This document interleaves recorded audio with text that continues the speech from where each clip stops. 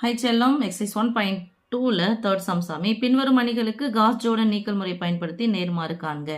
நேர்மாறுனா சாமி சொல்லுவோம் A inverse. A inverse தான் கண்டுபிடிக்க சொல்லிக்கிறாங்க. அப்போ வாட் இஸ் காஸ் ஜோர்டன் நீக்கல் முறை என்ன அது அப்படின்னு சொன்னால், கொடுக்கப்பட்ட அணி ஏவோட ஒரு அலகு அணியை நான் சேர்த்து போட்டேன் அப்படின்னு சொன்னால் எனக்கு என்ன கிடைக்கணும்? ஏ இன்வர்ஸ் கிடைக்கணும். இதை போடும்போது ஒரு தடுப்பு போட்டுக்கோங்க. ஓகேவா?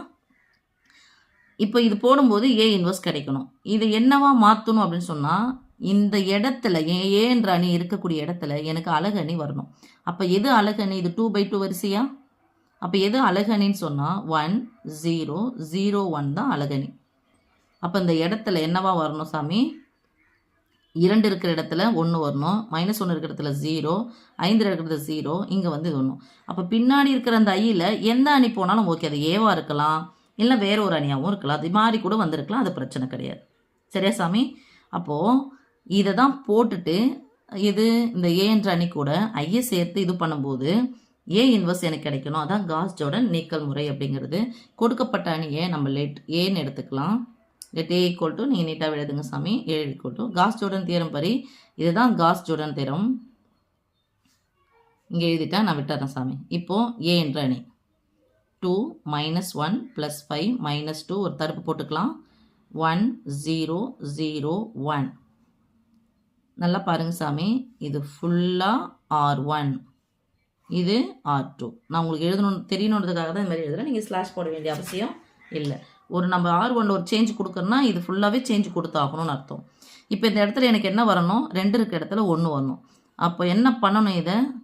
இதில் செய்ய வேண்டியது நீங்கள் பெருக்கணும் சாமி, இல்லைன்னா வகுக்கணும். இங்கே இருக்கிறதோட சேர்த்து இது பண்ணணும், இல்லை அது தனியாக ஒரு நம்பரால் பெருக்கல் வகுத்தல் மட்டும் தான் செய்யணும். நீங்கள் கூட்டல் கழித்தல் எதுவும் பண்ணிடாதீங்க. ஓகே, இப்போது இந்த 2ஆல் வகுத்தா தான் எனக்கு 1 கிடைக்கும். அதனால் என்ன பண்ணுறேன்? இதை R1 2ஆல் வகுக்கிறேன். அதான் புதிய R1. அப்போ 2ஆல் வகுங்க. 2/2 -1/2 + 1/2 0/2. இது எந்த சேஞ்சும் கிடையாது, அதனால் அப்படியே வச்சுக்கலாம். ஒரு தடுப்பு கொடுத்துருங்க. தட் இஸ் ஈக்குவல் டு 2/2னா சாமி வந்துடும். 1 வருமா? 2ஆல் வகுத்தா 2ஆல் வகுத்தா 1 வரும். -1/2 + 1/2 0/anything ஈக்குவல் டு 0. இது +5 -2 0 +1. ஒரு தடுப்பு கொடுத்துக்கலாம். ஓகே, இப்போ அடுத்தது இந்த இடத்துல எனக்கு 0 வரணும். 1 வந்துடுச்சு. இந்த இடத்துல என்ன வரணும்? 0 வரணும். அப்போ மீன்ஸ் இது 0 1 5ஆல் வகுத்தா 1 தான் வரும். அப்போ 0 1 5 கழிக்கலாமான்னு கழிச்சிடக்கூடாது, கூட்டிடக்கூடாது. மேலே இருக்கிறதோட கம்பேர் பண்ணணும். அப்போது இதை போல் இது 5 மடங்கு இருக்குது. அப்போ இதை என்ன பண்ணுறேன்? 5ஆல் பெருக்கிறேன். எதை? R1 5ஆல் பெருக்கிறேன். R1 5ஆல் பெருக்கிறேன். எது எனக்கு 0 வரணும்? இதுதான் 0 வரணும். யார்? அப்போ R2. புதிய R2 எப்படி இருக்குன்னா, R2லேருந்து இது குறிகள் ஒரே மாதிரி இருக்குது. அப்போ கழிச்சா தானே 0 வரும். 5ஆல் R1 பெருக்கிட்டு கழிக்கிறேன். ஓகே, R1 சேஞ்சஸ் எல்லாம் அப்படி எழுதிக்கலாம். 1 -1/2 + 1/2 0. இப்போ இதை சைடில் போடுறோம் சாமி. 5 -2 0 1. 5ஆல் பெருக்கிறேன். யாரை? இதை மொதல் நம்பர் 1 5 5 மேலே பெருக்கணும். -5/2. இது 5ஆல் பெருக்கணும். 1 5 5 + 5/2. 0 கூட எதை பெருக்கினாலும் 0 கிடைக்கும். குறியை மாற்றணும். ஏன்னா அங்கே மைனஸ் போட்டு குறியை மாற்றினா தான் வரும். ஸோ ப்ளஸ்ஸாக இருந்தால் மைனஸ் இருந்தால் ப்ளஸ்ஸு, ப்ளஸ்ஸாக இருந்தால் மைனஸு, இது மைனஸாக இருந்தாலும் ப்ளஸ் இருந்தால் அப்படி தான் வரும். அப்போ இங்கே 5ல் 5 போனால் 0. இங்கே நல்லா பரிசாமி 5இல் பாதி என்ன சொல்லுவோம் நம்ம? 5இல் பாதி அதான் அர்த்தம். இது 2 + 2 -2 -2 + 2 2 + அரை. ஒரு மைனஸ் வந்தால் கழிக்கணும். 2லேருந்து 2 கழிச்சா மீதி அரை. அதானே சாமி? அதான் அரை. பிறனுடைய குறி ப்ளஸ்ஸு. இது -5/2. இங்கே என்ன வரைக்கும் 1 தான் இருக்குங்க. 1 அப்படியே கிடைக்குங்க. போட்டுங்க அப்படியே. +1/2 -5/2 +1. ஒரு தடுப்பு. இப்போ அடுத்தது 0 வர வைக்கணும். இந்த இடத்துல 0 வர வைக்கணும். அப்போ இந்த இடத்துல 0 வர வைக்கணும்னா இங்கே -1/2 கீழே இருக்கிற R2 பார்த்தோம்னா இங்கே நல்லா பாருங்கள், எதை நான் 0 வர வைக்கணுமோ அதுக்கு முன்னாடி இருக்கிற நம்பருக்கு கீழே என்ன இருக்கணும்? 0வாக இருக்கணும். ஓகே, 0வாக இருக்குது, ஒன்றும் பிரச்சனை இல்லை. இதுலேருந்து இதை என்ன பண்ணிடுறேன் சாமி? நான் கழிச்சிட்றேன். சரி, கூட்டிக்கிறேன். இதை கூட்டினாவே என்ன வந்துடும்? 0 வந்துடுமா?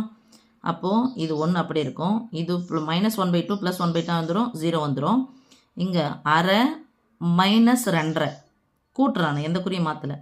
அரையிலேருந்து மைனஸ் 2.5 இருக்குது. ஒரு மைனஸ் வந்தால் கழிக்கணும்.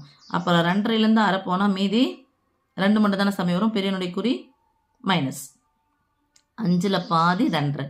இதெல்லாம் புரியுதுல? பெரியனுடைய குறி மைனஸ். அப்போ மைனஸ் 2 மட்டும் வருமா? 2.5லேருந்து அரையை கழிச்சுட்டா மீதி 2 மட்டும் வரும். இதிலேருந்து இதை கழிக்கிறேன், கூட்டுறேன். அப்போது இது கூட இதை கூட்டினா +1 வந்துடும். போட்டுக்கலாமா? இப்போ நம்ம சொன்னது அப்படியே போட்டுக்கலாம் சாமி. எதை நான் சேஞ்ச் பண்ணுறேன்? இந்த இடத்துல எனக்கு 0 வரணும், ஒரு தடுப்பு கொடுத்துக்கிறேன். இந்த இடத்துல 0 வரணும். இந்த இடத்துல 0 வரணும்னா இதுக்கு முன்னாடி போய் பார்க்குறேன். அந்த முன்னாடி எனக்கு நம்பருக்கு என்ன வரணும்? 0 இருக்கணும். அப்போ 0 வந்துச்சுன்னா இதே நான் இது பண்ணிக்கிறேன். இந்த நம்பர் என்ன நம்பரும் சேமாக இருக்குது. ஸோ R1 புது R1 எப்படி மாறப்போகுது? R2ஓட கூட்டுறோம். R1 + R2. ஏன்னா குறிகள் வேறு மாதிரி எடுத்து கூட்டிக்கினாவே எனக்கு கூட்டினா இதுவும் அப்படியே எந்த குறியும் மாற்றலைன்னா கூட்டுறது தான் அர்த்தம். கூட்டிங்கன்னா 0 கிடச்சிரும். அப்போ 1 கூட 0 கூட்டினா 1, மைனஸ் அரை ப்ளஸ் அரை 0. இது ப்ளஸ் அரை, 5ல் பாதி 2.5 அதானப்பா. அப்போ அரையும் போயிடுச்சு. 2 கூட்டுறதான் -2. இதுலேருந்து இது கூட 1 இது கூட இது கூட்டினா +1. இங்கே 0 ஆஃப் -5/2 +1 தடுப்பு. இப்போது இந்த இடத்துல என்ன வரணும்? நமக்கு 1 வரணும் சாமி. அப்போ 1 வரணும் அப்படின்னு சொன்னால் /2 இருக்கக்கூடாது. அப்போ வகுத்தல் 2 இருந்துச்சுன்னா 2 என்ன பண்ண போகிறோம்? பெருக்க போகிறோம். எது? R2. புது R2 எப்படி கிடைக்கும்? எனக்கு R2வை 2ஆல் பெருக்க போகிறோம். 0 கூட 2 பெருக்கினா தான் கிடைக்கும். எனக்கு 0 தான் கிடைக்கும். 1 நான் எந்த பண்ணலை. 1 0 -2 +1. இது கூட 2 பெருக்குனா 0. இது கூட 2 பெருக்கிறோம் அப்படின்னு சொன்னால் +2 ஆகிடும் சாமி. 2 கேன்சல் ஆகிட்டு 1 வருமா?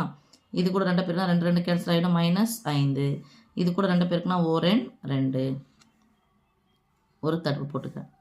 நல்லா பாருங்கப்பா. தட் இஸ் ஈக்குவல் டு இதுதான் அழகணி வந்துருச்சா? இந்த இடத்துல மாறிடுச்சு இல்லை? இந்த அணி என்னன்னு சொல்லிட்டு பாருங்க. ஏதோ ஒரு அணி. இந்த ஏதோ ஒரு அணின்றத ஏன்ற அணி என்ன கொடுத்துருந்தாங்க பாருங்க. 2 -1 +5 -2ன்னு கொடுத்துருந்தாங்க. ஓகே தானே? இப்போது இந்த அணிக்கும் இந்த அணிக்கும் கம்பேர் பண்ணுங்கள். இது சின்ன ஒரு ஜென்ரல் நாலேஜுக்காக தான். அதை பார்த்தோன்னே உங்களுக்கு என்னது? இப்போ இத்தனை கணக்கு போட்டிருப்பீங்களே, இதில் என்ன தெரியுது? நம்பர் இதே தான் 2 -2. ஆனால் இந்த இடத்துல இது போயிருக்கு, இந்த இடத்துல இது போயிருக்கு. +1 -1 இருக்குது. -5 +5 தான் மாதிரி இருக்குது. -1 +1 மாதிரி இருக்குது. +5 -5 தான் மாதிரி இருக்குது. அப்போ என்ன இது பேர்? அட்ஜே தானே? 2/2ல் அட்ஜாயிண்ட் எப்படி தானே சாமி கண்டுபிடிப்போம்? ஸோ இது அட்ஜியன்னு வந்திருக்கு. இதை தான் நம்ம என்ன சொல்கிறோம்னா A இன்வர்ஸ் அப்படின்றது. அதாவது A என்ற அணி கூட ஐயை பார்க்கும்போது இல்லைனா I என்ற அணி கூட ஏதோ ஒரு A இருந்துச்சுன்னா அதுதான் A இன்வர்ஸ்.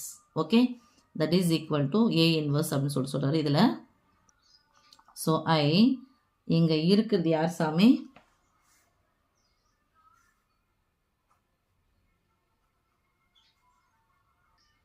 இங்கே ஒன்று மாற்றிருக்கேன். ஓகே, இப்படி இருக்கணும் சாமி. இப்போது I × A இன்வர்ஸ், இதான் A inverse. These implies A inverse தான் கண்டுபிடிக்க சொல்லிக்கிறாங்க.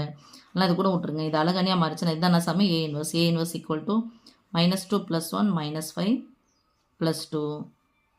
இந்த கணக்கை பொறுத்த வரைக்கும் நீங்கள் தெரிஞ்சிக்க வேண்டியது ஏவானது இந்த A இன்வர்ஸ் அப்படிங்கிறது என்ன மாதிரி சாமி? Adjoint A. ஓகே சாமி, அட்ஜாயிண்ட் தானே? இது குறி மட்டும் மாறிக்கு தானே? ஓகே.